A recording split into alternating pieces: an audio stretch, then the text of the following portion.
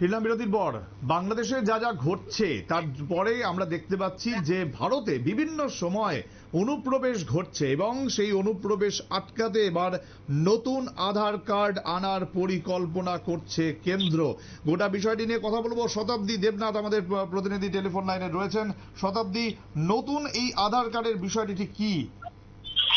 একেবারে দেখো, একদিকে বাংলাদেশে অশান্তিকর পরিস্থিতি, অন্যদিকে এবার রীতিমতো ভারতে এবার অনুপ্রবেশের আশঙ্কা দেখতে পাচ্ছে কেন্দ্র, এবং সেই নিয়ে এবার নতুন আধার কার্ড এবার আসতে চলেছে এবং নতুন আধার কার্ডই এবার সরকার নিয়ে এসেছে। সকল দেশবাসীকে নিজের নতুন আধার কার্ড করাতে হবে, এটাই মাস্ট। কিন্তু কি এই নতুন আধার কার্ড, কেন তা সকলকে করাতে হবে, এই প্রসঙ্গ বারবারই আসবে। তাই বলে রাখছি যে এই নতুন আধার কার্ড আসলে কিন্তু এবার স্বাস্থ্য পরিষেবার একটা বড় অংশ হতে চলেছে এই নতুন আধার কার্ড। আসলে দেখো, এটা হচ্ছে তোমার একদিকে বলতে পারো আধার কার্ড, অন্যদিকে আভা আইডি বা তোমার আয়ুষ্মান ভারত হেলথ অ্যাকাউন্ট। আর সহজ কথায় যদি বলতে হয় তাহলে আভা আইডি আর প্রত্যেক ভারতীয় স্বাস্থ্য আধার, এবং সকল নাগরিকের একটা ইউনিক অ্যাকাউন্ট থাকবে এবং প্রত্যেকটি ব্যক্তির একটি ইউনিক আভা আইডি থাকবে। আর আভা অ্যাকাউন্টে সেই ব্যক্তির যাবতীয় স্বাস্থ্য সংক্রান্ত তথ্য পাওয়া যাবে। এক বেসরকারি বীমা সংস্থার কর্তা তিনি জানিয়েছেন যে তোমার এটা অর্থাৎ তোমার এক্সিকিউটিভ এডিটর নির্ণয় ভট্টাচার্য তিনি জানিয়েছেন যে সকলকে এই আইডি করাতে হবে, এমনকি ডাক্তারের কাছে গিয়েও নিজের আভা আইডি দিয়েই তার পরামর্শ তিনি নিতে পারবেন। কিন্তু কেন এই আভা আইডি করা বা কেন তার প্রয়োজন? দেখো, জানিয়ে রাখছি প্রত্যেক ভারতীয় স্বাস্থ্য সংক্রান্ত সকল প্রকার তথ্যের রেকর্ড তৈরি করার জন্যই নাকি এই পদক্ষেপ নিয়েছে কেন্দ্র। এবং আভা নম্বর দিয়ে সার্চ করলেই সেই ব্যক্তির যাবতীয় মেডিকেল রেকর্ড, কবে কোন ল্যাবে তিনি কি টেস্ট করিয়েছেন, তার কি কি রোগ হয়েছে, সমস্ত রিপোর্ট সেই আভা আইডিতে লগ ইন করলেই পাওয়া যাবে বা স্ক্যান করলেই পাওয়া যাবে। অর্থাৎ রোগীর সম্পূর্ণ কেস হিস্ট্রি কিন্তু পাওয়া যাবে। অন্যদিকে এই আভাই হচ্ছে আয়ুষ্মান ভারত প্রধানমন্ত্রীর জন আরোগ্য যোজনার একটি অংশ এবং ন্যাশনাল হেলথ অথরিটির একটি উদ্যোগ। আর্থিকভাবে যারা দুর্বল রয়েছেন দেশের নাগরিকরা, মানুষরা, তারা স্বাস্থ্য সেবায় পরিষেবা যাতে সমানভাবে পেতে পারে তার জন্যই এই উদ্যোগ। এবং আভা অ্যাকাউন্টের মাধ্যমে প্রত্যেকের মেডিকেল রেকর্ড ডিজিটাল ভাবে সংরক্ষিত করা থাকবে, আর আভা আইডির মাধ্যমেই সেগুলি অ্যাক্সেসও করা যাবে। অন্যদিকে কিভাবে তা তৈরি করবে বা কিভাবে আভা আইডি তারা পাবেন, দেখো, জানিয়ে রাখছি যে আভা আইডি হচ্ছে একটি 14 সংখ্যার ইউনিক নম্বর, যা প্রত্যেকের আধার কার্ড বা তোমার ইমেল নম্বরের সঙ্গে লিংক করা থাকবে।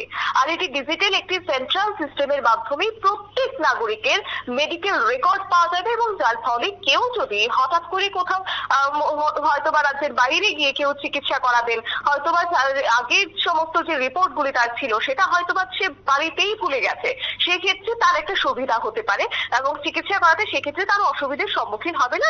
ডাক্তাররা যথারীতি তাদের হাতেই এসে পৌঁছবে সেই রিপোর্ট গুলো।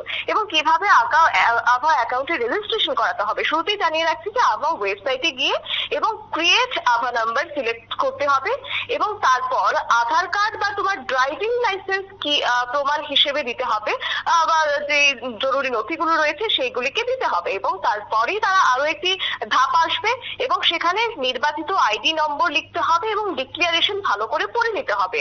এবং তারপর রয়েছে কি শর্তাবলী, এবং সেই শর্তাবলীতে একটি ওটিপি আসবে, সেই ওটিপি দিয়েই তারপর তারা সাবমিট করতে পারবেন। এবার প্রশ্ন আসতেই পারে যে কি লাভ হবে এই আভা কার্ড বা আইডি কার্যকর হলে।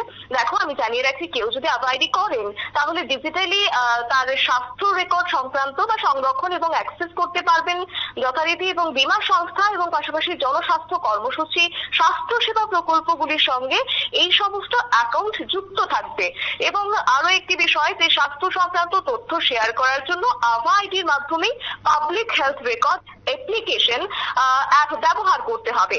এবার অন্যদিকে আরো একটি বিষয় থাকতে পারে যে স্বাস্থ্য পরিষেবার জন্য অন্যান্য যে একটি অনন্য পরিচয় প্রদানপত্র রোগী পাবেন।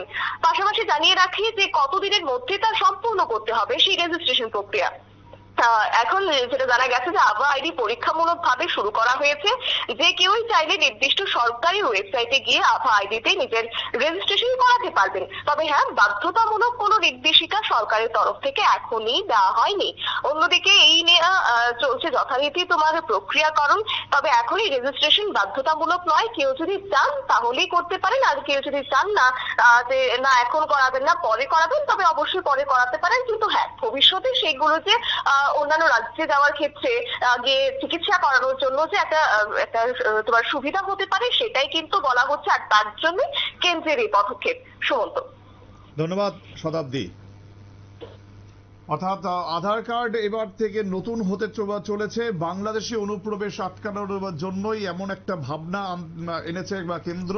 তবে কবে থেকে এবং কিভাবে বিষয়টি চালু হবে, গোটা বিষয়টি শতাব্দী এতক্ষণ আপনাদের সামনে তুলে ধরলো। সুতরাং এই যে ব্যবস্থাপনা, সেই ব্যবস্থাপনা অবশ্যই অনুপ্রবেশ আটকাতে সম্ভব, এমনটাই মনে করছে কেন্দ্রীয় সরকার।